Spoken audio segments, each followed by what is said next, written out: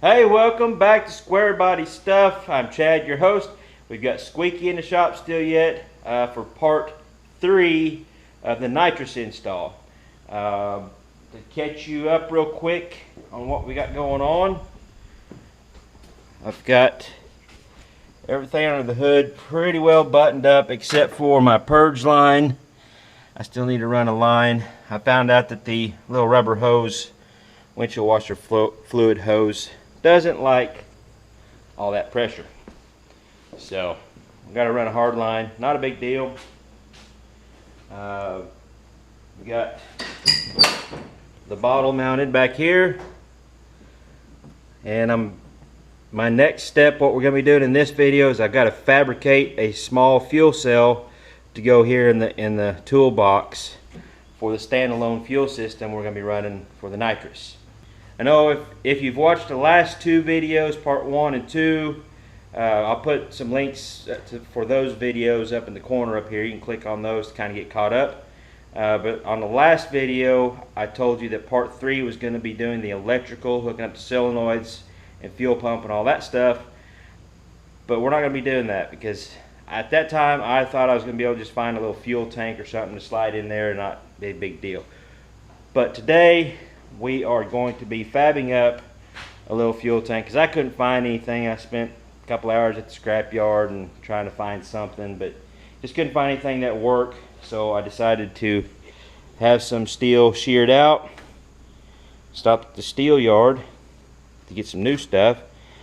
Cut out to, it's a 8 inches tall, 7 inches wide, and 16 inches long.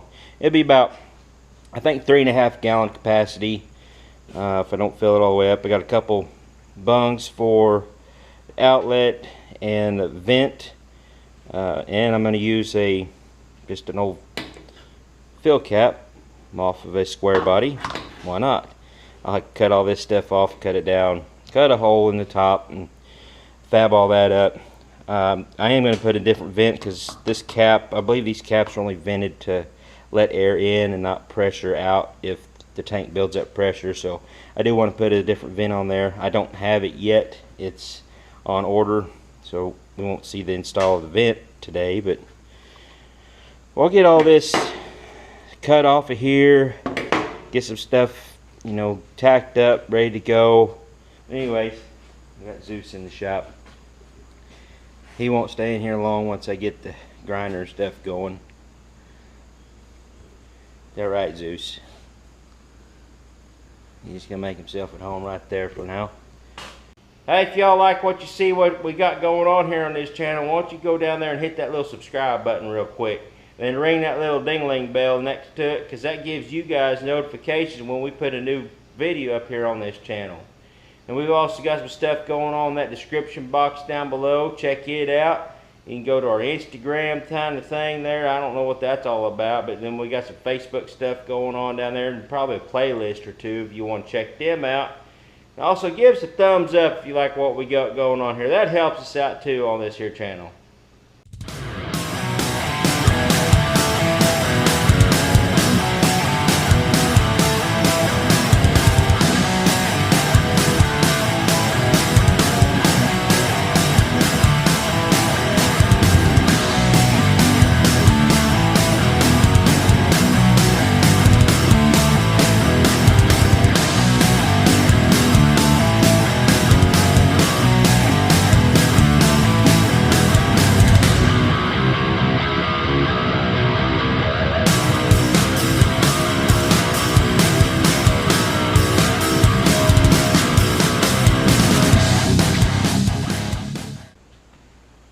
There's my filler neck. I think it's about 2 inches, right at 2 inches. I want to go ahead and cut my holes in the top and bottom where I'm going to have my filler, my vent, and my outlet. That way I don't have any worry about any metal shavings or anything inside my tank whenever I get it all put together. It'll all be cleaned out, so no metal shavings to deal with. So I'll get a hole saw and start making some holes.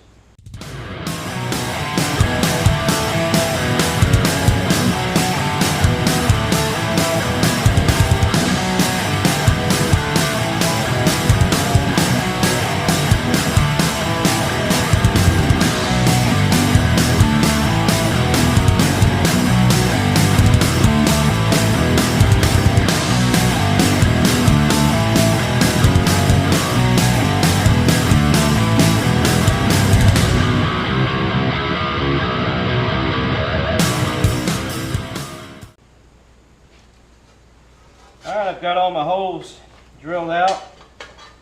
That'll fit right down in there nice and tight. I'll probably have it sticking up just a little bit. And the reason why I put the filler and the vent in the middle is that way if it sloshes to the back, if I would put it back here, it would have sloshed to the back, tried to come out. Same thing if I would put it at the front. On deceleration or braking, it would slosh to the front, maybe try to come out the front.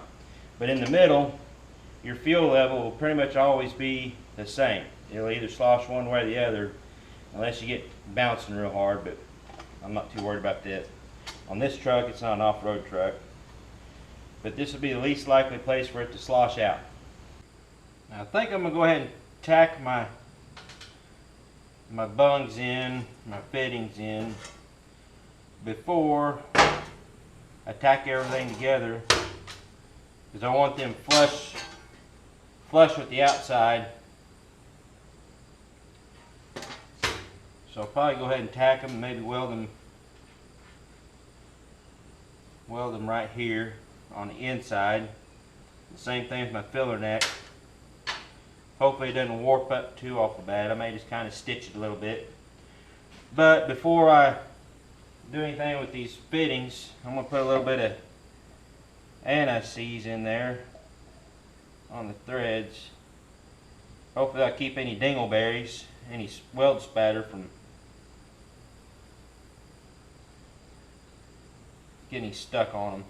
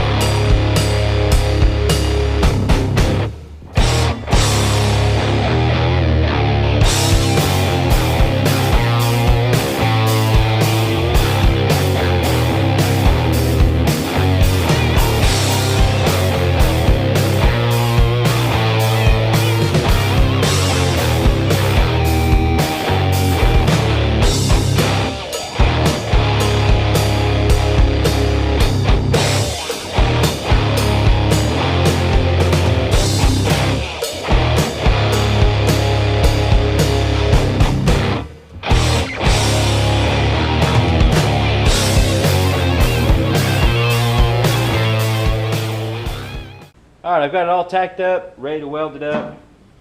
I've got a good corner to corner fit to where I can get a nice 100% penetration weld down through all the seams. My lid works the way it's supposed to.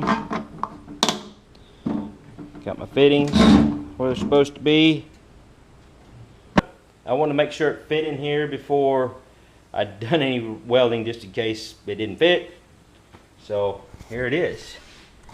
Fits down in there just like a glove. And I'll weld some tabs on the base of it to be able to screw it down and mount it into the toolbox. It'll be nice and easy to fill up. I have my vent right here. Once I get it all welded up, I'm not 100% worried about it being watertight or sealed up. I'm pretty confident that I could do that. I've done it before, made water vessels or watertight vessels, but what I did with my fuel tank that I built for my rock crawler is I used some of this stuff. It's called Red Coat, and it's just a fuel tank liner. It's kind of a, I don't know what actual kind of a stuff it is, but you pour it in there and slosh it around and it seals everything up. It's good for old tanks that may have a few little pinholes in them or a little rusty or crusty and got, you know, some holes. And it's also great for brand new tanks. I've done my tank in my rock crawler probably 5 or 6 years ago, and it's been holding up just fine, so as far as I know. So I'm going to use it from this, and that way I don't have to worry about any pinholes. I'm just going to weld it up, clean it up, paint it, probably whatever paint I've got on the shelf over there. So we'll get it welded up. I'll probably do another video on how to use this Red Coat. That way I'm not making this video too long. I know this video is not really that interesting, just me kind of goofing around on the table, welding stuff up. But I figured you guys like to see this part of the process of this project. So here we go. I'm going to pull it out, get it all welded up, and go from there. I don't know if I'll get any footage of me just sitting there welding. That's kind of boring. So got her all welded up. Not bad for an old has-been. I used to weld like this all the time for a living, but anyways, it's not bad. I think it'll work. I gotta clean up a couple of the corners, just tidy them up a little bit, but I don't think I'm gonna grind down the welds, make them look any better, because they're fairly smooth looking. Not bad for wire feed, I don't think. Got my mounting tab on there. That weld didn't come out too awful bad, but like I said, this isn't a SEMA truck. It's just old squeaky. It's going to serve its purpose. Going to give me some fuel for the nitrous system. Alright, we've kind of jumped ahead because I actually done the next step up to this point in a different video, just going over coating the inside and painting the fuel tank. Kind of wanted that separate. I think it'd make a good video, maybe just of what I used to coat it. So, but here's the finished product of our fuel tank that we fabricated. Fuel in here. I still got to get my vent. It's in the mail, but it's all coated on the inside, fastened in good and tight, and my lines are hooked up underneath. Got a shut off valve, so all my lines are run. Fuel tank's in, nitrous bottles in. Next step is hooking up all the electrical stuff. So that'll be in the next episode of our nitrous install. So y'all stay tuned. You keep your square bodies rolling, and we'll catch you later.